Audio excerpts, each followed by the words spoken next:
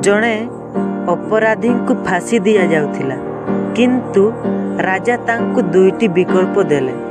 प्रथमटी हेउछि फांसी दे मरिबा, द्वितीयटी हेउछि गुप्त द्वारा पछकु जिबा। किंतु केही जानि नथिले सेही गुप्त द्वारा पछरे कौन अछि। अपराधी यह भावी भयभीत हेला कि सेही गुप्त द्वारा आर पारी रे जणा नाही कौन थिबो। से भाविला किए बा जानिछि, वन्य पशु होई पारे, विषाक्त साप होई पारे, के जानी भकिला राक्षस होई थाई पारे। एही भୟରେ से फांसी दे मरिबाकू मनोनीत बाछिला। जेतेबेले तांकु फांसी हेबाकू जाउथिला, से राजांकु पचारिले, महाराजा सेही गुप्त द्वारा पछरे कौन अछि।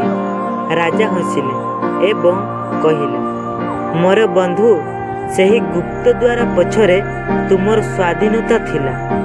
आमे प्रत्येक कैदी को मृत्युर पूर्वर यही विकल्प दे आसुथिलु, किंतु एहा अन्यपटे केजाणी कौन हेबो। एहाकू भय करी प्रत्येक अपराधी फांसी को ही बाछिथिले एवं निज प्राण हराइले। कहानीर शिक्षा, भय हेतु आमे अनेक सुजोग हाथ छड़ा करू। समाजर भय, विफलतार भय, किछि हराइबाकू भय, एवं एही भय आम मानंकु आगकू बढ़िबाकू दिए ना। दयाकरी आपणंकु कहानी किपरि लागिला कमेंट रे निहाती जणांतु। ता सहित वीडियो को लाइक एवं चैनल को सब्सक्राइब निहाती करंतु।